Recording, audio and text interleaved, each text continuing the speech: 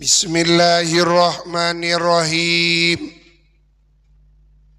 Allahumma akhrijna min dhulumatil wahm wa akrimna binuril fahm waftah alaina bima'rifatil ilm wa sahil akhlaqana bil hilim wa sahil akhlaqana bil hilim waj'alna mimman yastami'una al-qawla fayattabi'una ahsana.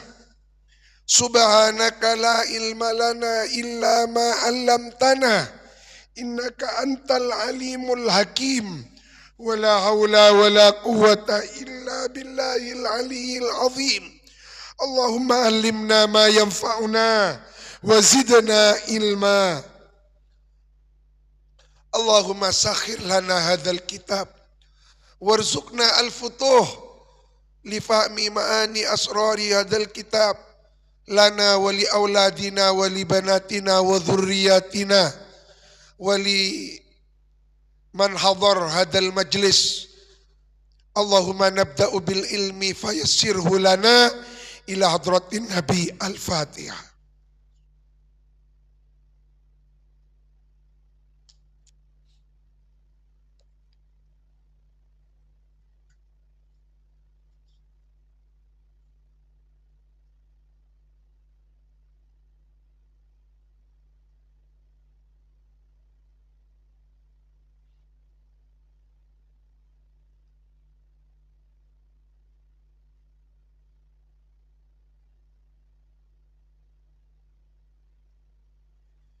Bismillahirrahmanirrahim.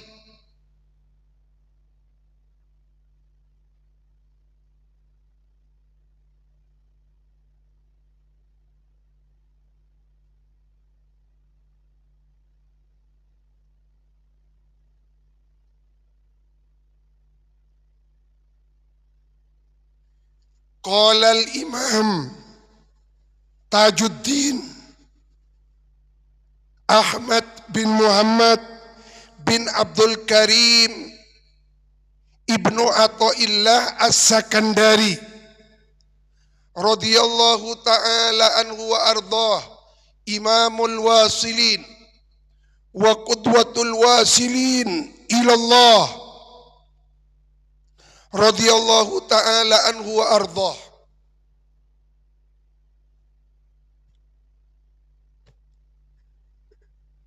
Kita sekarang mengaji kitab Hikam Maqalah yang ke-84.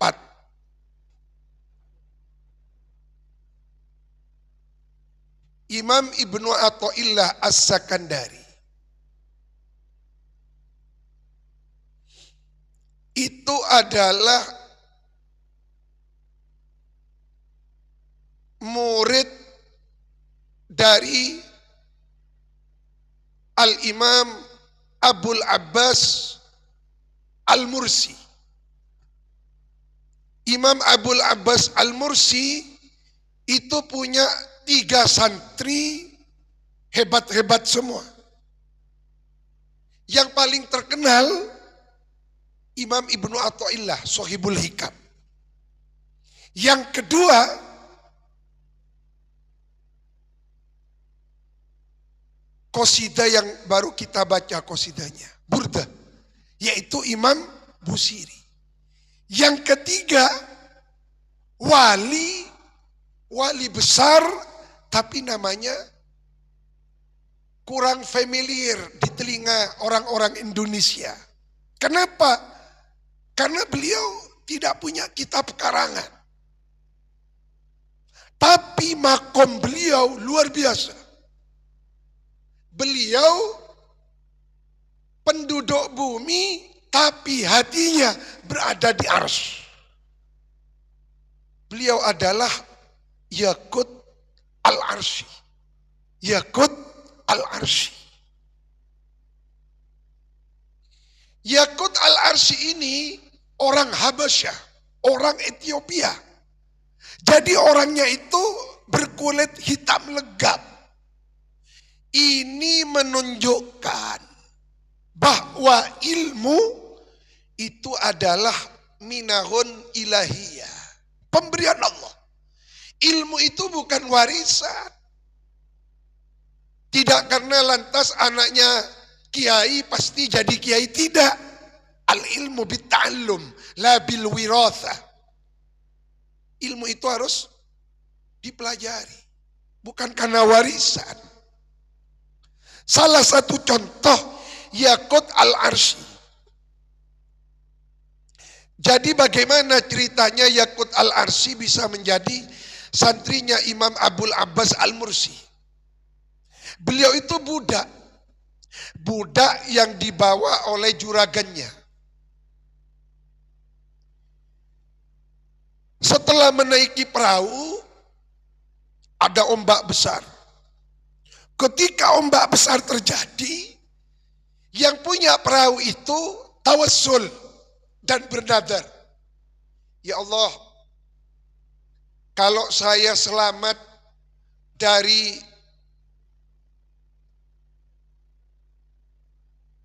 gejolak dari ombak besar ini, selamat dapat ke daratan, maka saya bernazar salah satu dari budak saya mau dihaturkan. Kaca bisakah waliullah Abul Abbas al-Mursi, dan bertawassul kepada beliau. Ongguan. Pas ombak ini gak elang. Uniknya, setelah sampai di daratan, waliullah Abul Abbas al-Mursi sudah menunggu di dermaga. Allah. Maka tepaan pada waliullah Abul Abbas al-Mursi. Maka dipilihlah budak yang paling tampan dan kuat dari 3 budak yang dimiliki oleh juragan tersebut.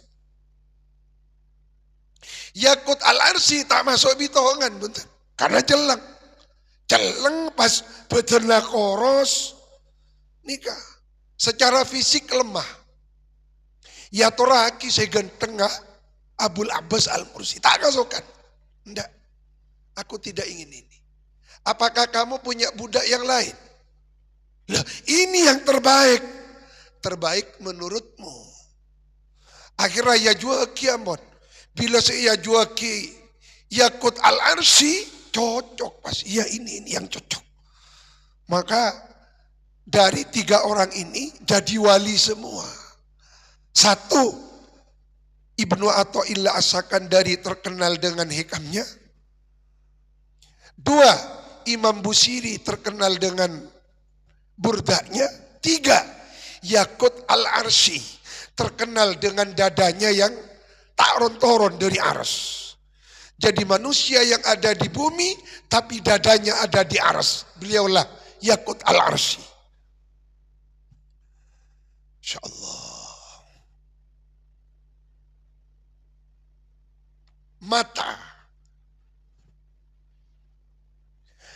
Mata kapan-kapan Fatah membuka siapa Allah. Mata itu artinya kapan-kapan atau apabila, dalam bahasa Jawa dulu saya ngaji semongso. Kapan Fatah membuka siapa Allah laka kepada Anda? Ketika Allah membuka kepada Anda babal fahmi,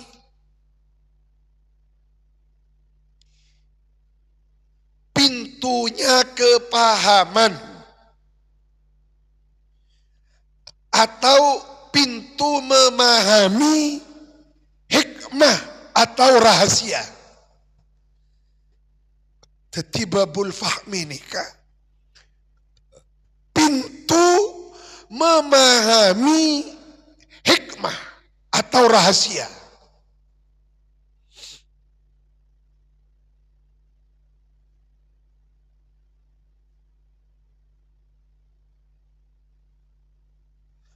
An Anhu dari Allah. Salah satu contoh ini, dulu itu ada seorang wali mastur. Wali yang tidak menampakkan dirinya. Ki puru melai sarong BHS anyar. Pas elak. Eman. Air habis kawali se padeng mastur ni kan. Nyon apa itu abdina kan itu. Napa? Abdina ki puru melai sarong larang. Pas elak. Hontan tak iki coreng. Mon tak iki coreng. Saya rasa ngalak kiai. Dek macaran supaya temu. Carana montroi temu waingi. Sampian apolong bareng binin. Detik soroh mubasyaro. Soroh apolong. Kan tak masuk akal. Apa hubungan nasro? Tapi nyaman. Air ampun dilakukan. Depak kacombon. Sambil semisem. Mak misem sambian mas. Anu. Bareng kiai lah. Sarong ngamun tero etemu ben kok sora polok. Sia. Ngapa hubungannya tak tahu kia. Lah ini termasuk babul faham. Hai rampun apolong. Bila apolong kan ngedep ke atas. Lah ternyata sarong ngabede di atas. Oh iki koceng saningan. Allah, yaitu babul faham. Tak ada pak kan? Nah, jadi itu diantara satu gambaran gempa ngambon. Jadi babul fahmi itu pintu memahami hikmah rahasia Allah. Lah ini kan bahasanya orang wali. Muniar TE secara googling pintu pemahaman tak paham panjenengan. Mun tak ngaji. Jaring bahasa orang wali ini.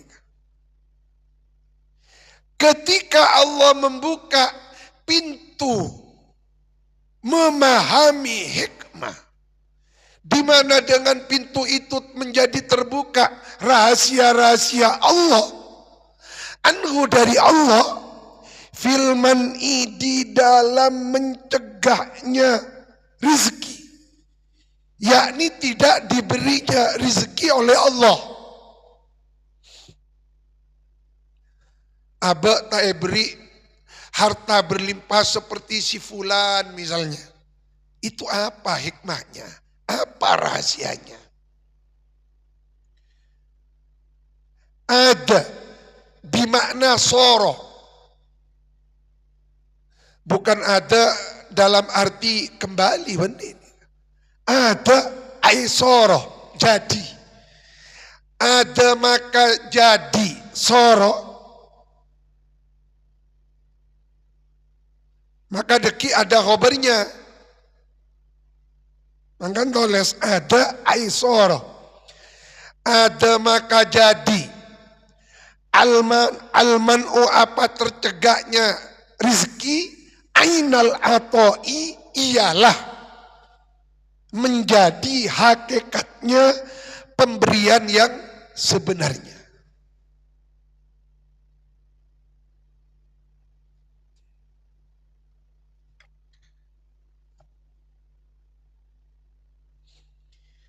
Jadi asal makna aina itu sesuatu yang indrawi, dapat dilihat dengan mata.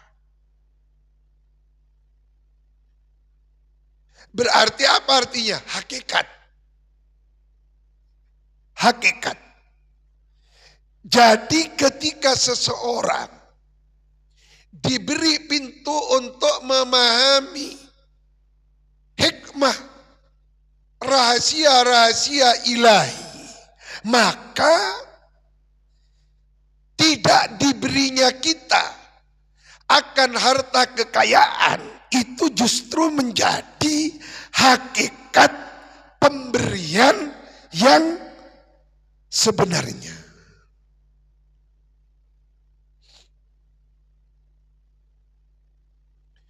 Di dalam kitab Ad-Durarul Jauhariyah, Syarah Hikam karya Zainuddin Abdul Rauf Al-Munawi, qala At-Tunisi wa hadzal fahmu huwa ilmul ma'rifah al-mubayyinati haqa'iqa tafsili dhawatil ataya ajilan wa khisiyan wa ma'nawiyan. Yang dimaksud pemahaman di sini itu adalah ilmu ma'rifah yang menjelaskan beberapa hakikat terperincinya pemberian baik pemberian yang Allah berikan di dunia atau nanti pemberian yang akan Allah berikan di alam barzah, di alam kubur dan akhirat. Atau hisian, pemberian yang berupa harta benda atau maknawian. Berupa maknawi, termasuk ngaji. Ini kan pemberian dari Allah. Tonton ate bisa sholat berjamaah, itu pemberian. Tapi bersifat maknawi. Jadi pemberian Allah menurut Hikam 84 itu ada dua. Satu, ada pemberian Allah yang bersifat hissian, materialistis, bersifat benda. Nomor dua, ada pemberian Allah yang bersifat maknawi. Apa itu? Yang bersifat moralitas, bimbingan, hidayat, tonton, libur ngaji, jadi orang bagus, takut kadosa.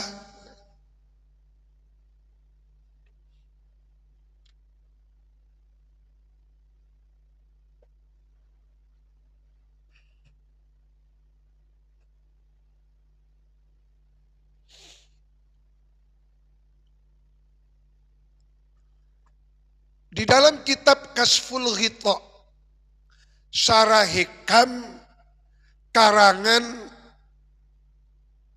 Khatib Al-Waziri, qala Sayyidi Abul Hasan,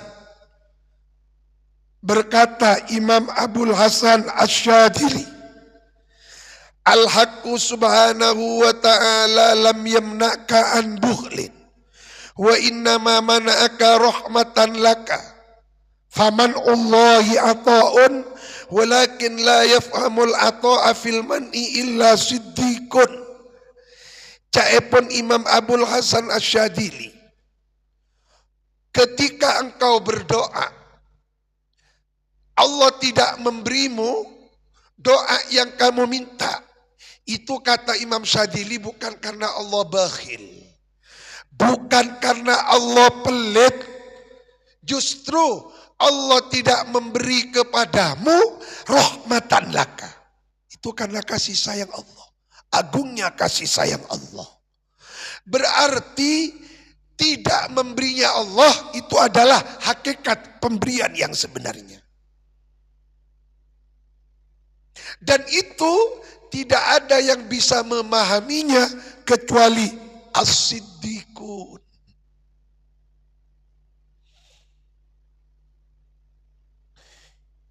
Muhyiddin Ibnu Arabi, beliau berkata, idza munita, kalau engkau dicegah, fadzalika atauhu, maka itulah hakikat pemberian Allah kepadamu. Kalau engkau diberi, hati-hati, jangan-jangan Allah ada rencana yang tidak baik di balik pemberian yang sebenarnya menjadi hijab bagi akhirat Anda. Maka justru wali-wali kan itu asenengan tak iberi etembang iberi. Karena khawatirnya harta yang diberikan itu justru menjadi hijab.